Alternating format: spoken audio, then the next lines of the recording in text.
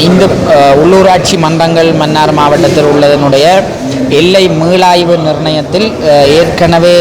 Gazette பண்ணி வந்திருக்கிற எல்லை நிர்ணய மீளாய்வின் அடிப்படையில் நிலத்தொடர்புகள் அற்ற நிலை இருக்கின்ற காரணத்தினால் அந்த நிலத்தொடர்புகளோடு சேர்ந்து மக்களுக்கு சமூக ரீதியாக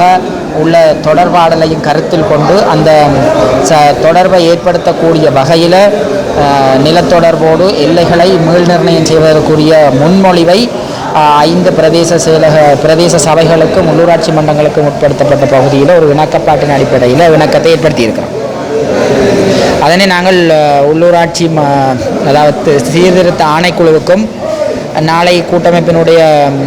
கலந்துரையாடலுக்கும் இந்த விடயங்களை எழுத்து மூலமாக சமர்ப்பித்து இதன் அடிப்படையில் கொண்டு வரக்கூடிய சூழ்நிலையை ஏற்படுத்தியிருக்கிறோம்.